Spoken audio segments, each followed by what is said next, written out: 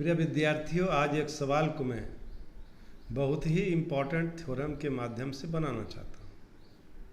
यह सवाल सीबीएसई में पूछा भी गया है और एग्जाम्पलर में भी है, और इसलिए हम राइट एंगल ट्रायंगल में इस सवाल को इस थ्योरम के साथ समझाना चाहते हैं। यह सीबीएसई में बार बार पूछा भी जाता है। और in a right angle triangle ABC, the sum of area of shaded portion, this is shaded portion, is equal to the area of right angle triangle, ये विद्यार्थियों ये राइट एंगल ट्रायंगल में पूछा सकता है, और एरिया रिलेटेड टू सर्किल वहाँ भी पूछा सकता है। ये कॉमन सवाल है, इसलिए इस जगह इस सवाल को हम डिस्कस करना चाहे। यह सवाल एरिया रिलेटेड टू सर्किल वहाँ पे है।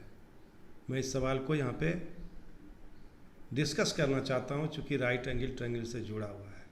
यह सवाल क्या कहता है? In a right angle triangle ABC the sum of area of shaded portion is equal to the area of right angle triangle ABC, और sum of the area of two shaded crescents, इसको crescents भी बोलते हैं चूँकि ये चंद्राकार है। The sum of area of two shaded crescents equal the area of the triangle ABC. ये समझने का कोशिश करो। Since A B is A right angle triangle, right angle at B, चूँकि बी पर 90 डिग्री बनाता है, तो ये राइट एंगल बी पर है। तब तो एक सर्किल जो हम खींचेंगे साइड ए बी को डायमीटर मान के, साइड बी सी को डायमीटर मान के, और दूसरा सर्किल जो हम खींच रहे हैं सेमी सर्किल, म्यूट को अनम्यूट थियो। तो यहाँ 3 सेमी सर्किल है। एक एसी पर हम डायमीटर बनाए हुए हैं, एसी को डायमीटर मान के सेमी सर्किल थर्ड। दूसरा ये एसी को डायमीटर बना के एक सेमी सर्किल बनाए, दूसरा बीसी को डायमीटर बना के एक सेमी सर्किल बनाए, और तीसरा एबी को डायमीटर मान के भी एक सेमी सर्किल बनाए, एसी को यानी साइड बी को, साइड ए को और साइड सी को। तो AC square equal to AB square plus BC square. Area of semi circle made on AC as diameter, area of semi circle made on AB as diameter, in area of semi circle made on BC as diameter. तो हम लोग क्या लिख देंगे? पाई, और उसके बाद pi C is what? AB, तो pi AB by 2 whole square plus pi BC by 2 whole square is equal to pi AC by 2 whole square. So now pi, this is AB can be written as C, तो C by 2 whole square and pi A by 2, that is BC by 2 whole square, A square by 4, C square by 4, and pi B by 2 whole square, B square by 4, AC square. So now we divide the figure in different segment. Triangle ABC is first, this is second, and this is third, this is 4, and this is 5.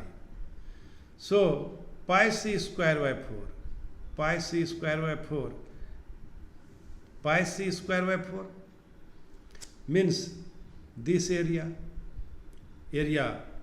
of semicircle made on AB is equal to second plus third figure, area of semicircle made on BC 4 and 5 figure,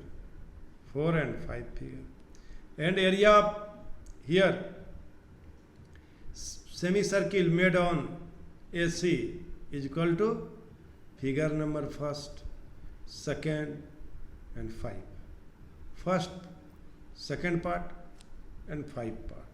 So we have third plus 4 is equal to first, third plus 4 is equal to first, that is area of shaded region made on AB as diameter plus area of shaded region made on BC as diameter is equal to area of triangle ABC. My dear student, this theorem is known as Hippocrates theorem. It is not in your book by name, but this theorem may be solved in the form of problem also. यह सवाल बार बार पूछा जाता है और बहुत important है, और ये ओलंपियाड के लिए भी इम्पोर्टेंट है, इसलिए एनसीईआरटी में ओलंपियाड के तत्व को दिया गया है, ज़रूरत है इस बात को पहचानने का।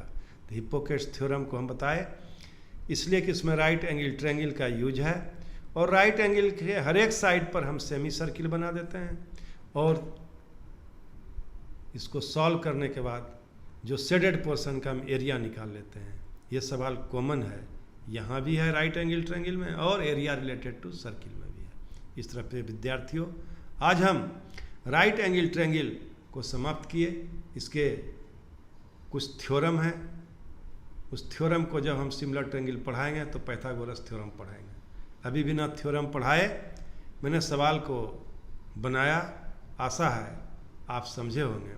इसका अच्छे से नोट्स बनाइएगा, इसीलिए एक एक सवाल को हम बनाए हैं, एक सवाल को जो बार बार 2-3 मेथड से ही बनाए हैं, ताकि आप समझ सकिए, थ्योरम को समझ सकिए, उसके एप्लीकेशन को समझ सकिए।